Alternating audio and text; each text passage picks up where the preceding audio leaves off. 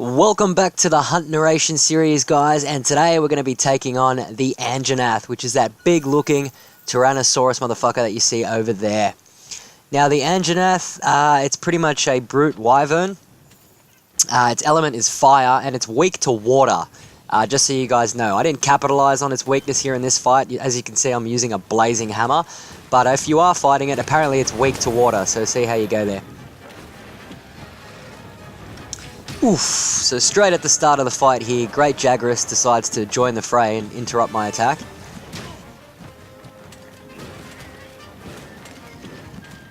Now, the thing with the Anjanath here, guys, is because it's so mobile and it's such a big creature, it can be quite difficult to get your critical hits in, especially with something like a hammer, which is quite slow.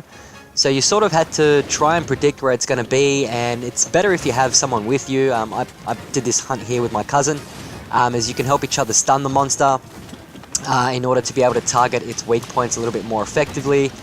For me, it's obviously the head. I'm going for the head when using the hammer, as the blunt damage from the hammer does the most damage to critical areas like monsters' heads, which I briefly touched upon in the last episode. So as you can see, not going very well so far. This guy is definitely kicking our ass here, guys.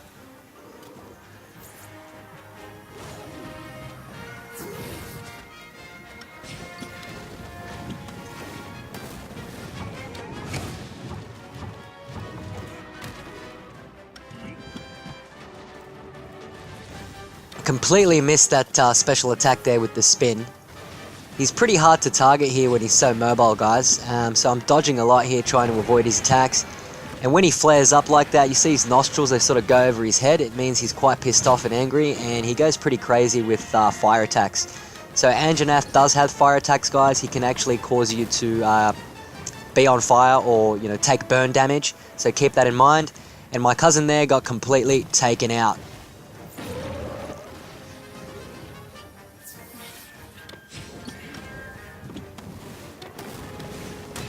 Oof, interrupted my my hammer attack there again, the Anjanath. Tough bastard, this one.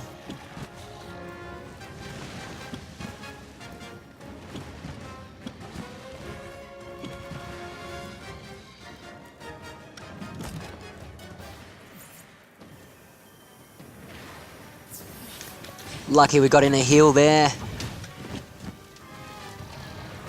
So yeah, guys, I try and stay under the Anjanath mostly, but as you can see, it can be quite difficult as if he's charging, even his actual feet, if they hit you while he's in a charge attack, counts as damage, so you can get hit by his general hitbox there. You got to be careful. But targeting his head when he's so mobile like this can be quite difficult. Now, one thing I did there, which I don't capitalize on here because I'm a complete noob still, is using a flash pod to blind the monster or stun it temporarily. Now, that's something that you can use, guys, against these bigger monsters, or even against flying monsters, actually. If you have trouble grounding them, it's a good idea to carry some flash pods with you so you can shoot them in the direction of the monster, preferably in their, you know, field of vision, so you can blind them temporarily and get out a few big hits. And my cousin has rejoined the fray over there. That's what you got to watch out for. That's his fire breath. That does a lot of damage. I can't confirm if it's a one-shot, but I'm pretty sure that's killed me on occasion, if I'm not too careful. Almost at full health as well, at least at this stage in the game.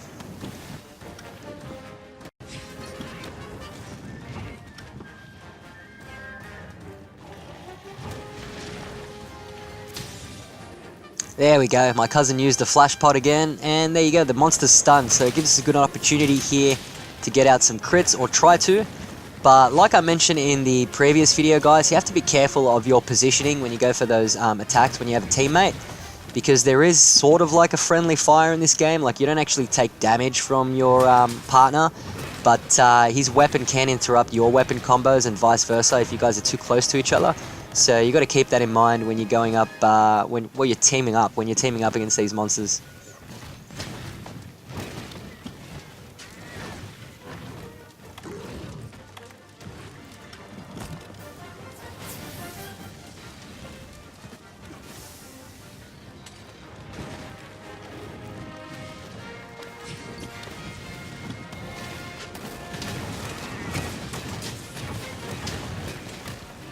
Finally got some damage in there. Couldn't target the head very well, but at least I got some damage in there on its underbelly. And you'll notice that I try and keep my hammer charged at all times. I think that's the way to go with the hammer, guys. You get more damage out of it if you do have it charged. Like with its attacks, essentially. So when you see that white aura around your hammer, it means it's in its charge mode. And then you can charge up again for its special attacks. Oh, complete miss. Complete miss, mate. What are you doing? Oh, I got him there, though.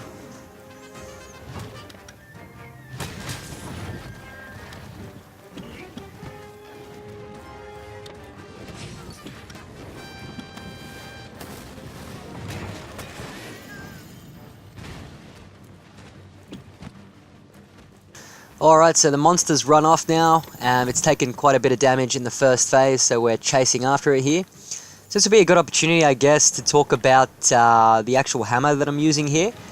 I'm using the blazing hammer, so this is actually created through the Anjanath tree, so you need to be hunting this particular oh, look, it's a Jagras again. Let's just let them punch on for a bit. Anyways, the blazing hammer, guys.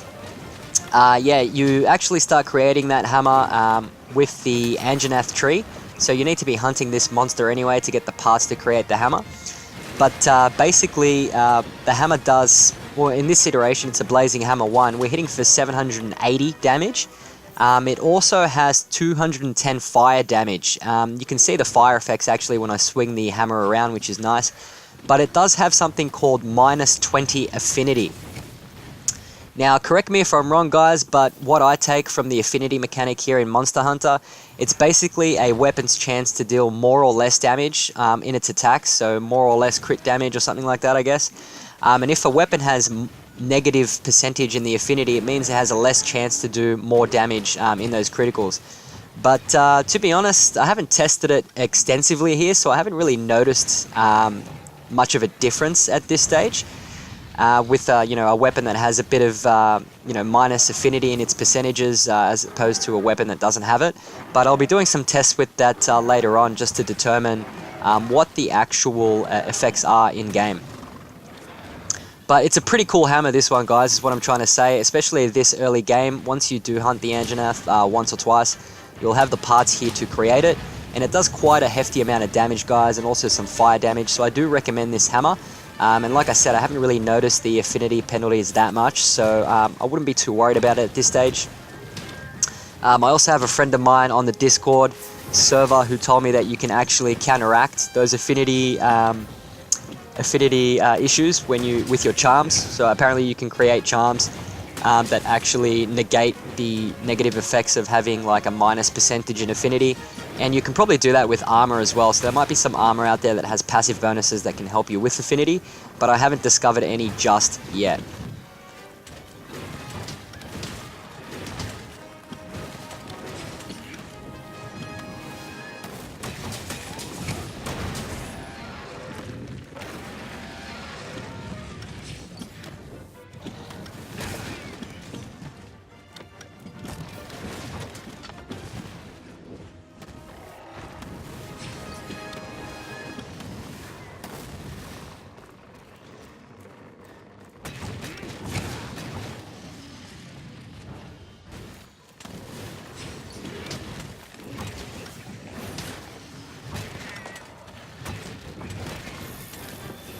I gotta love the hammer class, guys. I gotta tell ya, out of the weapons I've tried so far, the hammer really feels satisfying. You can actually see the damage getting dealt out there on your opponent, on your monster.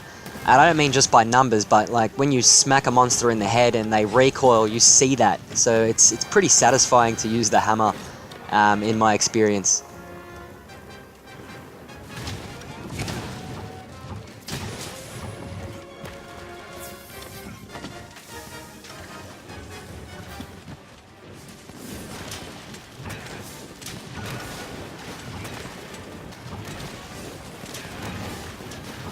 Just missed that overhead smash there. And generally what you want to do with that overhead smash, guys, with the hammer is aim that at a monster's head when they're actually stunned down. I tried it on the body here, obviously, because I saw an opportunity for it, but normally what you want to do is you want to do that on the monster's head. So here would have been a perfect example of a situation where you do that, but didn't get enough time to do that, unfortunately, there.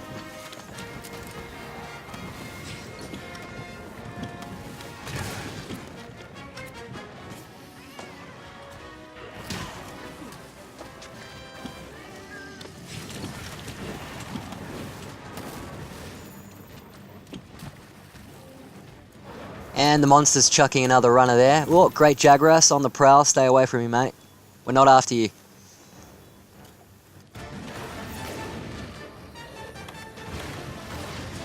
Alright guys, next phase of the fight here.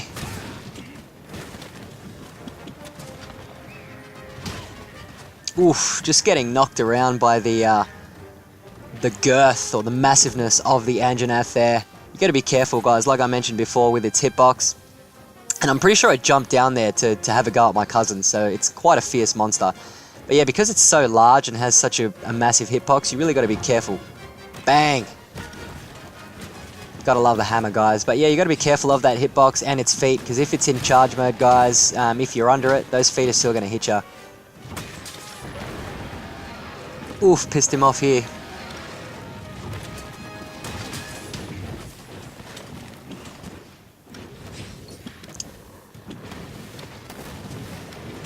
Now, I repeat this a few times here, guys. When you're on a slope and you charge up your weapon and you slide down, you can actually do a pretty awesome looking charged attack. And it's especially effective, you know, if you can target, obviously, a monster's weak points like their heads. And was that the Jagras again? Oh, look at that, the great Jagras. He really wants in on this fight here. Trying to help us out, but he's getting absolutely flogged.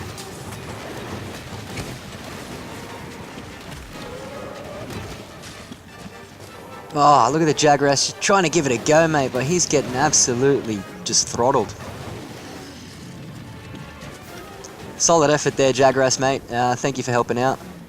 Now the monster's limping away. We're in the final phase here, guys. Alright, guys, so we basically just chased the Anjanath to its nest where it's sleeping, and my cousin's going to lay down a trap here so we can use some tranq bombs to capture it. Remembering that you do get more items if you capture a monster instead of killing it, so keep that in mind. You're probably better off trying to capture it, guys, instead of outright killing the monster. And there you have it, guys. Mission complete. I hope you guys enjoyed this one. It's another rough day in the Australian outback here, hunting dinosaurs like you do. But look, I had a lot of fun. I hope you guys enjoyed this one. If you did, hit that like button. If you're enjoying my content, please subscribe. Got a Dark Souls 3 Poise Showcase video coming soon, so stay tuned for that, and I'll catch you guys soon.